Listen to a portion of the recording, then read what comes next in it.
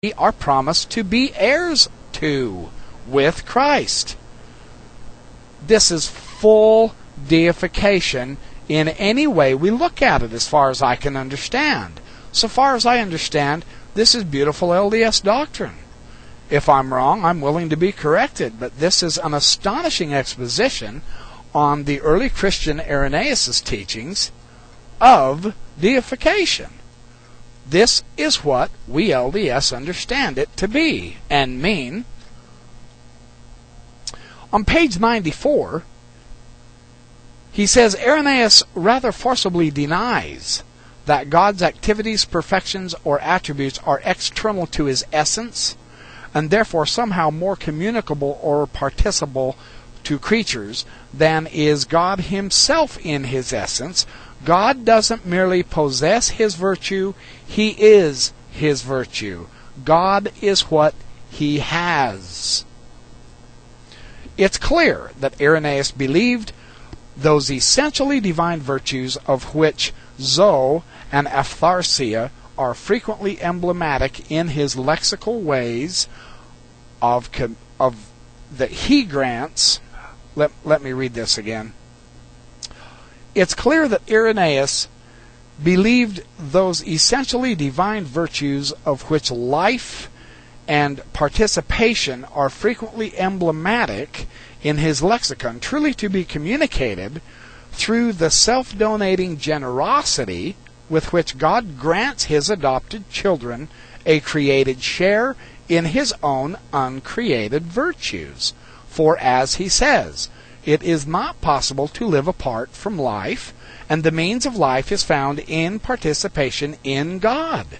But to participate in God is to know God and to enjoy his goodness. God commands obedience, not because his vanity needs to be fed by our subservience, but because man stands in need of communication with God. Therefore, his purpose for sending the Son was that his disciples should share in his glory. Did you get that? This is the whole point of the mission of Christ, so that his disciples could share in his glory. As we are the disciples of Christ, we will share in his glory. Page 96. Now this is another fantastic idea that Finch is sharing on Irenaeus. According to Irenaeus, therefore, the opposition between Exodus 33:20, that is, no man shall see God and live, and Matthew 5:8, blessed are the pure in heart, for they shall see God, this is not resolvable by attributing this former declaration to God's eternally invisible essence and the latter to his visible energies. Instead, Irenaeus attempts to reconcile this apparent contradiction by making appeal to Luke 18:27. For those things that are impossible with men are possible with God. This is what I was contending to Johnny. Is God unable to deify his creation? Not a bit of it.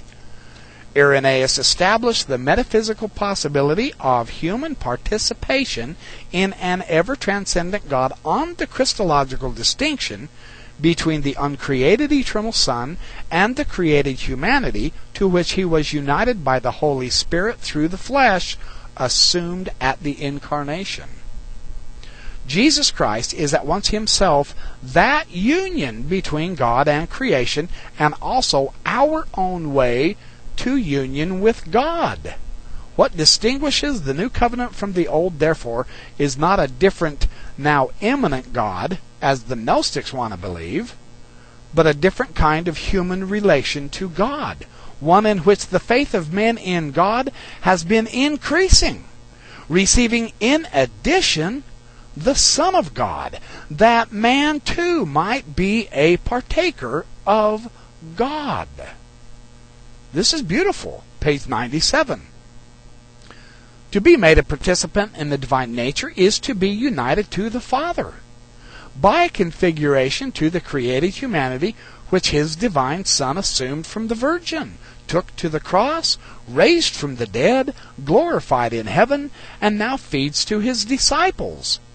Already implicit in Irenaeus' correlation of adoptive sonship with participation in divine incorruptibility is the Trinitarian dimension of human salvation.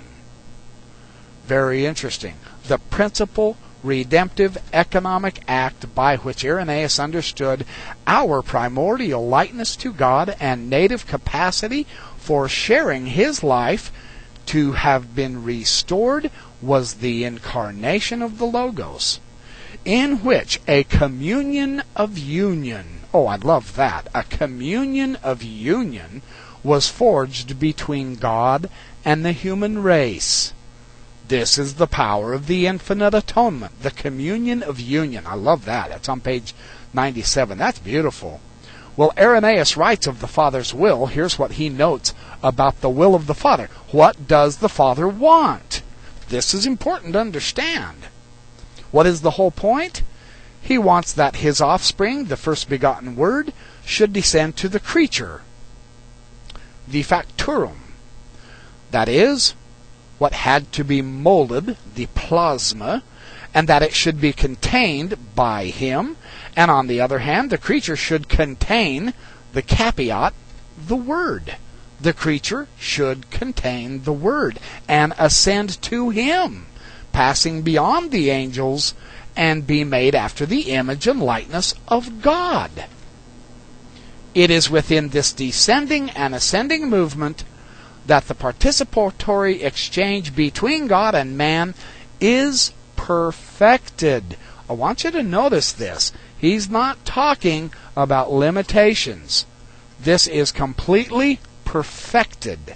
This is so beautifully elaborated on by Irenaeus. It's just astonishing. So, what we have is, this is Irenaeus' conclusion. He has caused human nature to cleave to and to become one with God. And again, unless it had been God who had freely given salvation, he could never have possessed it securely. And unless man had been joined to God, he never could have become a partaker of incorruptibility. For it is incumbent upon the mediator between God and man. Now get this, it is incumbent upon the mediator between God and man by his relationship to both, to bring both to friendship and concord and present man to God, while he revealed God to man. For in what way could we be partakers of the adoption of sons unless we have received from him through the Son that fellowship which refers to himself, unless his Word, having been made